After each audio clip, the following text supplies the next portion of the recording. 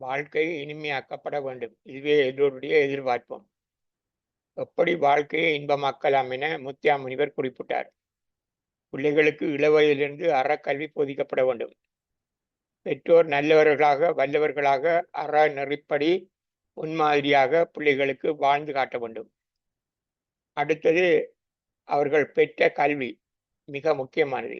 அது நுட்பம் சார்ந்ததாக மட்டுமன்றி நல்லறம் சார்ந்ததாகவும் இருக்க வேண்டும். நண்பர்கள், சொந்தங்கள், அயல்வர்களுடன் சேர்ந்து பழகும் முறை நல்லதாக இருக்க வேண்டும்.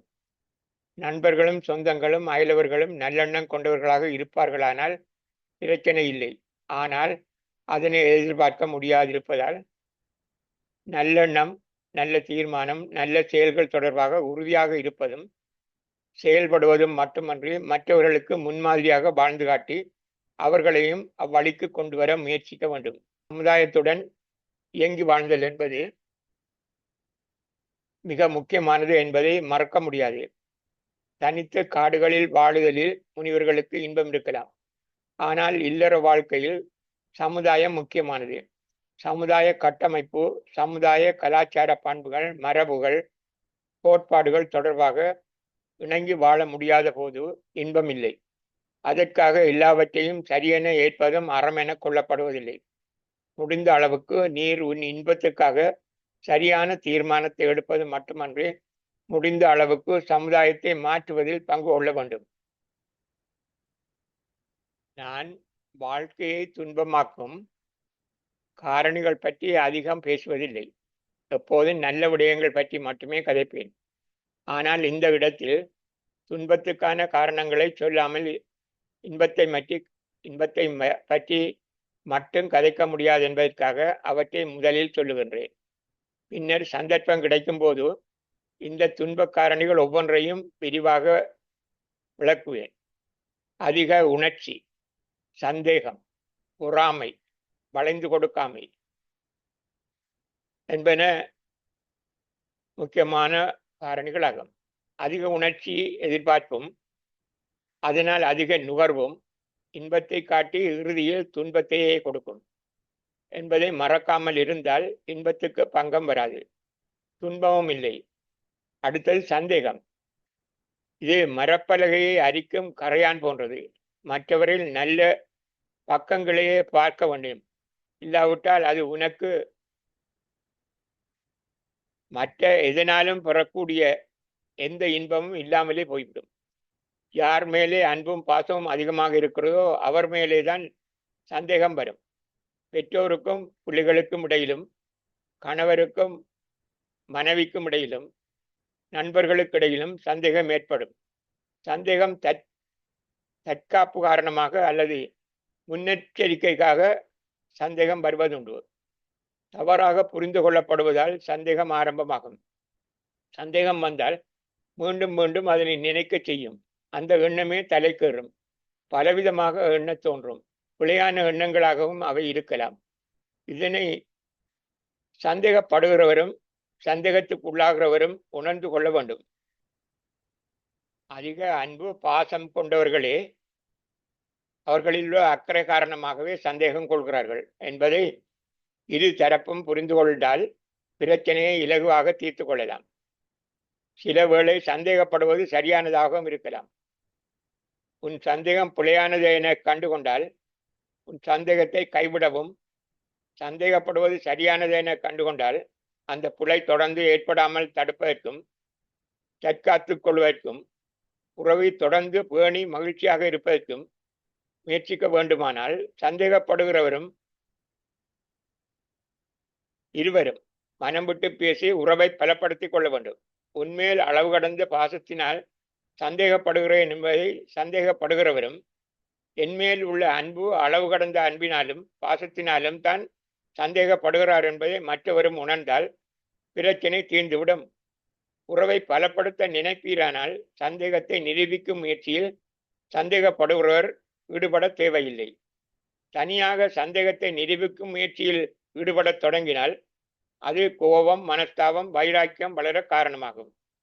உறவை துண்டிக்க துணிந்தால் மட்டும் நிரூபித்து காட்டி பிரிந்து கொள்ளலாம். சந்தேகம் மனதையும் கெடுத்து உடலையும் அழித்துவிடும். உன் எல்லா தொழிற்பாடுகளையும் பிழையாக்கிவிடும். இதனை உடனே மனம் விட்டு பேசி தீர்த்து கொள்ள வேண்டும். இல்லாவிடில் கோபம், வைராக்கியம், பிரிவு என்பவற்றை ஏற்படுத்திவிடும். வெளிப்படையாக பேசி தீர்த்துவிடு. இல்லாவிடில் விலகிவிடு அல்லது விலக்கிவிடு, ஒதுங்கிவிடு, ஒதுக்கிவிடு. எதிலும் சந்தேகத்தை மனதில் மறைத்து வைத்துக் கொள்ளாதே. அதுதான் இன்பத்துக்கான துரோகியாகும். இன்பத்தை அடைவதற்கு விளக்க வேண்டிய ஒவ்வொரு காரணி பற்றியும் சொல்ல அதிக நேரம் அவசியமாகும். இதனால் அக்காரணிகள் ஒவ்வொன்றையும் குறிப்பிட்டு சந்தர்ப்பம் கிடைக்கும் போதெல்லாம் அவை ஒவ்வொன்றையும் தனித்தனியாக புரிய வைக்க முடியும் என முத்தையா முனிவர் குறிப்பிட்டார்.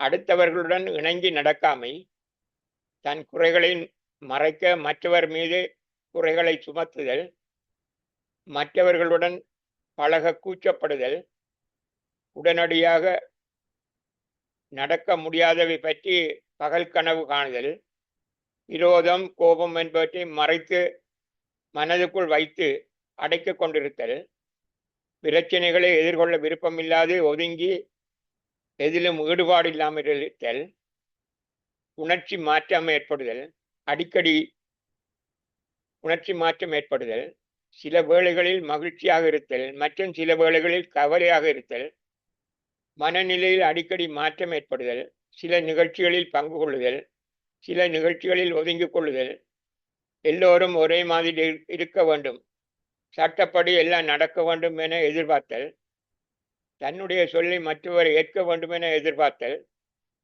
தனக்கு கீழே மற்றவர் கட்டுப்பட வேண்டும் என நினைத்தல், அவர்கள் அதனை மீறும் போது மன தளர்ச்சி அடைதல், சின்ன விடயங்களை பெரிதுபடுத்தல், குழந்தைத்தனம், முதிர்ச்சியின்மை, தன்னலம், தன்னை மட்டுமே பிறர் கவனிக்க வேண்டும் என நினைத்தல், மற்றவர்களுடன் இணங்கி போக முடியாமை, வறுமைக்கும் குற்றங்களுக்கும் காரணமான அறிவு, மனவெழுச்சி, சமூக உறவு ஆகியவற்றில் வளர்ச்சி ஏற்படாதிருத்தல், சோர்வாக இருத்தல், அழுத்து கொள்ளுதல், என்னால் முடியாதென்ற மனநிலை, சின்ன விடயங்களுக்கெல்லாம் அதிர்ச்சி அடைதல், கோபம், வன்முறைக்கு காரணமான திடீரென கொதித்தெழும் பண்பு, எல்லாவற்றையும் மனதுக்குள் அடக்கிக் கொண்டு வெளிப்படுத்தாமல் அமைதியாக இருத்தல், சந்தர்ப்பம் கிடைக்கும் போது நினைத்ததை நிறைவேற்றிக் கொள்ள முயற்சித்தல், அகம்பாவம், பிடிவாதம் கொண்டிருத்தல் போன்றவைதான் துன்பங்களுக்கும் தோல்விகளுக்கும் உடல் உள நோய்களுக்கும் காரணமாகும். இந்த கெட்ட பண்புகளை உம்மிலிருந்து விலக்கிவிட வேண்டுமானால் இலகுவான மருந்து தியானம் மட்டும்தான். அதாவது உன்னுக்குள் இருக்கும் நல்ல பண்புகளை தேடுவது மட்டும்தான் இதற்கான மருந்து. உன்னை உணர்ந்து விட்டால் மேலே குறிப்பிட்ட எல்லா விரும்பத்தகாத பண்புகளும் உங்களிடமிருந்து படிப்படியாக விலகி சமூகத்தில் வாழக்கூடிய நட்பிரஜையாகி விடுவீர். எப்பொழுதும் நல்லதையே செய்ய வேண்டும் என்ற மனநிலையை ஏற்படுத்தி பயிற்சி பெறுவதால் மேலே குறிப்பிட்ட இன்பத்துக்கு தடையான பண்புகள் உன்னை விட்டகலும். அப்போது நீங்கள் இன்பத்தை மட்டுமே அடையலாம். அதற்கான பண்பாளராகி விடுவீர். ஒன்று, எல்லோரும் உன்னை விரும்பத் தொடங்குவார்கள். 2, மக்கள் உன்னை மதிப்பார்கள். 3, உடல் ஆரோக்கியமாகும். 4, உளம் ஆரோக்கியமாகும். இந்த 4 தான் உன் இன்பமான முழுமையான வாழ்க்கைக்கு முக்கியமானவை ஆகும். எவ்வளவு செல்வத்தை சொத்தை தேடினாலும் இந்த 4மே நீர் எதிர்பார்க்கும் இன்பத்தை தருகின்றவை.